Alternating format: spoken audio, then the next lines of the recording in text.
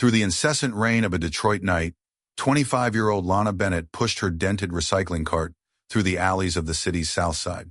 Drenched to the core, her worn hoodie clung to her tiny body as the rusty wheels creaked over puddles and shattered concrete. Lana had walked through this alley 100 times, rummaging for cans and bottles to cobble together a meal. But tonight was different. As she rounded a corner under a swaying street lamp, she stopped short there. Lying in a heap of shredded garbage bags and wet cardboard was a man. He was out cold, rain streaming down over his costly, though ruined suit. His chest was rising and falling weakly. Lana's heart pounded as she moved stealthily forward and knelt beside him. Blood trailed down his temple, mingling with the rain, and the acrid smell of whiskey filled her nostrils. In spite of the cautionary voice in her mind and the danger of being caught in a trap, something in her did not want to turn away. The guy was injured, defenseless, and alone. "If I leave him here and he dies," she breathed softly, haunted by what her grandfather said. "Even in the muck, some lives are worth digging out."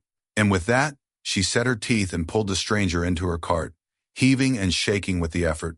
The rain did not cease as she rode out toward the edge of the slums, the cart heavier than before, swaying with every pothole on the street. Her legs trembled with fatigue and terror, but she was not about to quit. She finally made it to her makeshift shack, a hovel of decaying planks and topped with a droopy blue tarp. Igniting the stump of candlelight, Lana dragged the man off the cart and placed him carefully on her single mattress, a foam pad discolored from years of service. Gently, she removed his wet clothes and wiped away the dried blood from his forehead with a damp rag.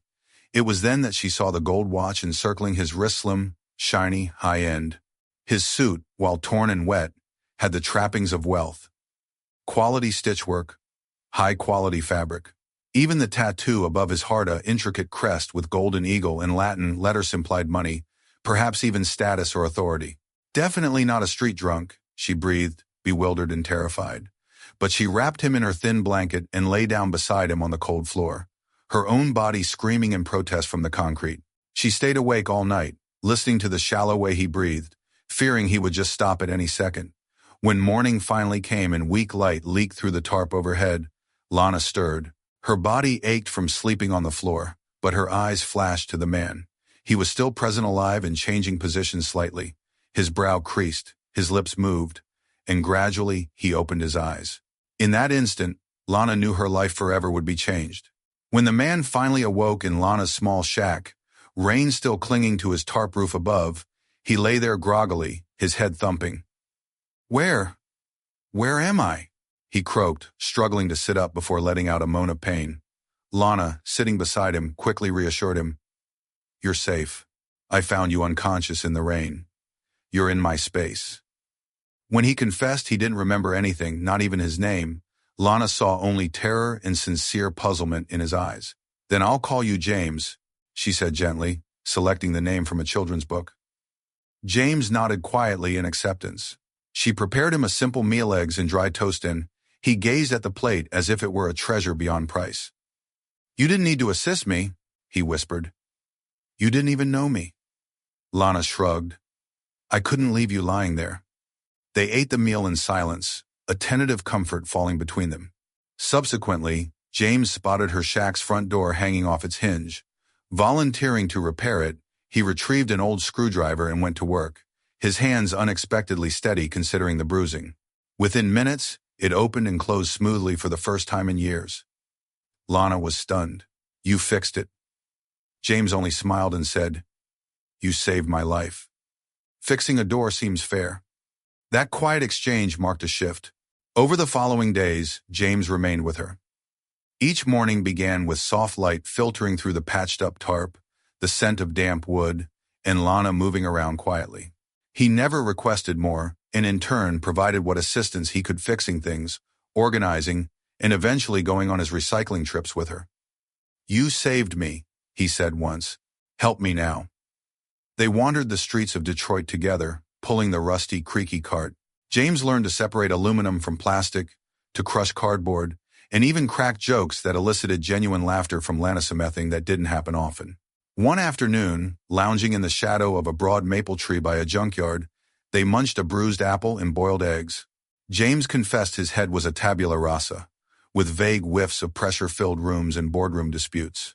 Lana also came out, sharing how she had grown up wanting to be a fashion designer but quit after her mother passed away, having to raise her younger brother now lost to the foster system. Their tales hung suspended between them like smoke, substantial yet immaterial. That night, when she was indoors, James sat next to the cart, scratching something into an old bottle cap with a nail and rock. When Lana came out, he held it up. "See?" he said. On the surface, in rough, uneven letters, was her name, Lana. "For the cart," he said. "So, nobody forgets who's in charge." Moved to tears, Lana asked, "Why would you do that?"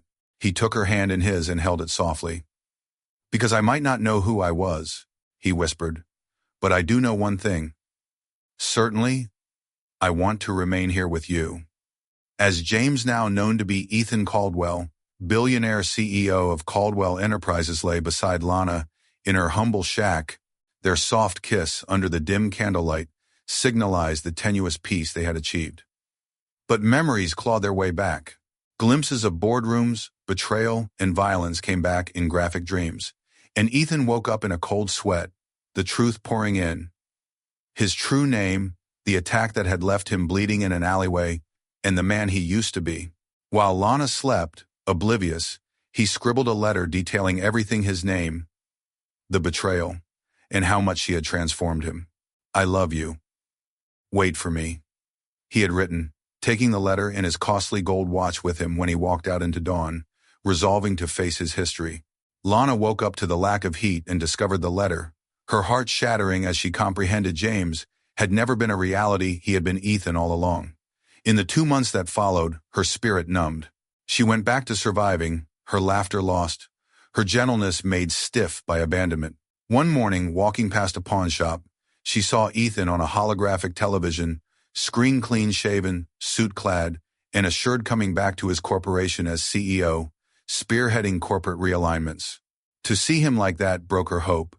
It was like she was in a rich man's dream, cast aside when he was done.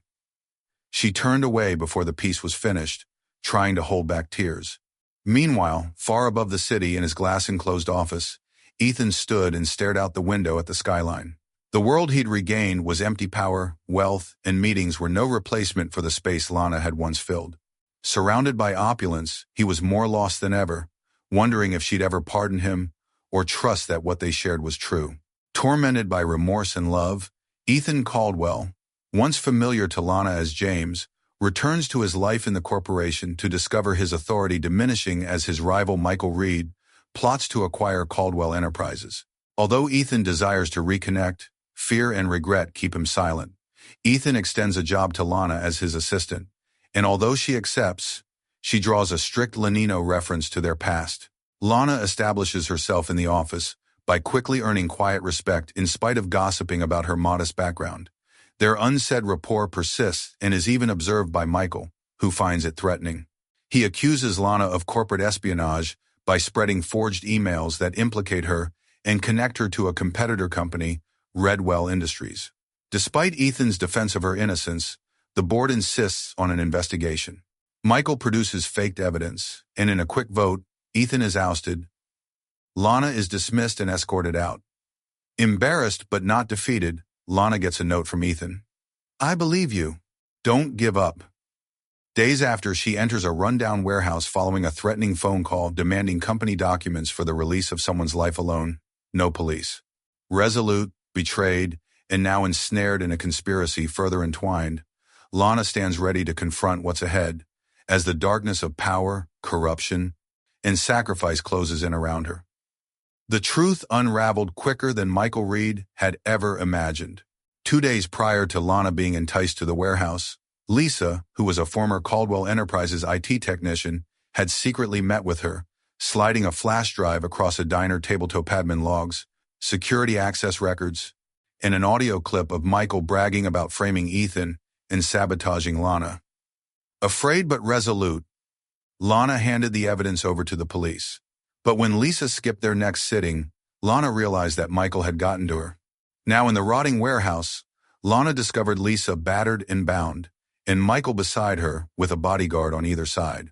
Michael demanded the drive, sneering, but Lana pulled back the curtain to reveal that it was a copith. Actual one was already with the authorities, and the police were en route.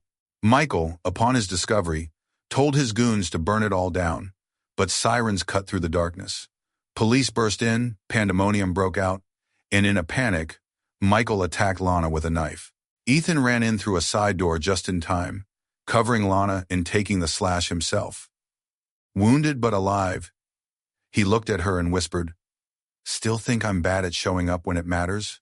As Michael was arrested and Lisa rescued, Lana cradled Ethan, who bled from the shoulder, confessing that no matter who he had been, James or Ethan, the one thing that never changed was how deeply he loved her. Days after, Ethan stood in front of cameras once again, reinstated as CEO. But rather than celebrating, he was announcing his resignation. From the heart, he thanked Lana for saving not only his life but his purpose, and stated that power was nothing without love and humanity.